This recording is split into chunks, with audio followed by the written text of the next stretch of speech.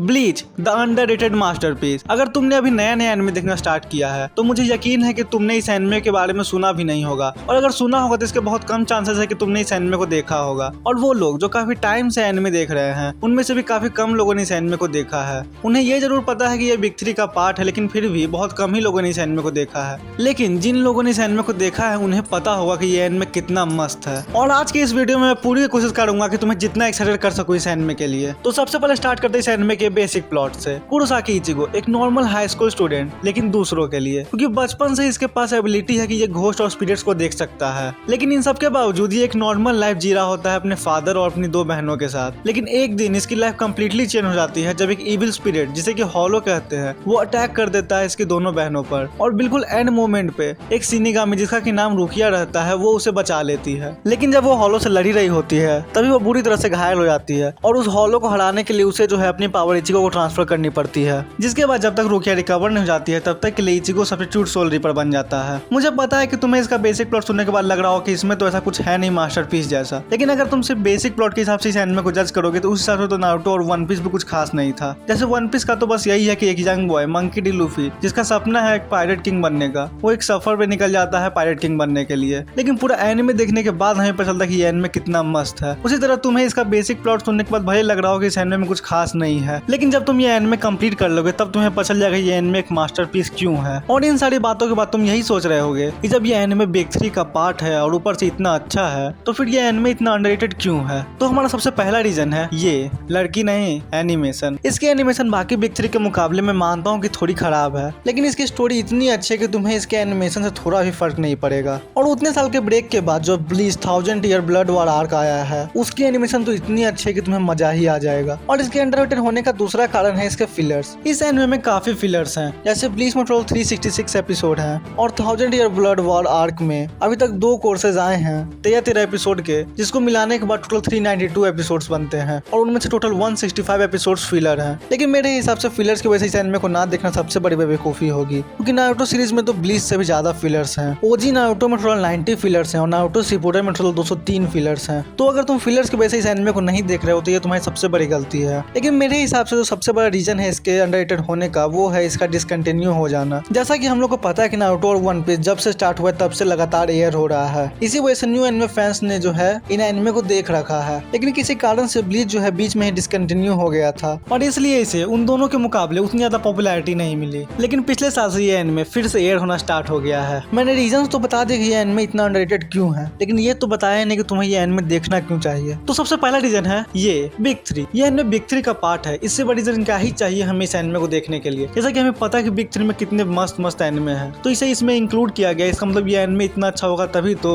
और ऊपर से इसकी स्टोरी और फाइटिंग सीन्स तो इतने अच्छे हैं कि मैं तुम्हें क्या ही बताऊं। और अगर ये वीडियो देखने के बाद तुम्हारा मन कर रहा है ये एनिमे देखने का, तो मैं तुम्हें पहले ही बता देता हूँ कि इसके स्टार्टिंग कुछ एपिसोड तुम्हें बोरिंग लग सकते हैं, लेकिन एक बार जब सोल सोसाइटी आर्क स्टार्ट हो जाएगी उसके बाद तुम्हें पता चल जाएगा ये एनिमे इतना अच्छा क्यों है। हाँ, और एक और बात, सब्सक्राइब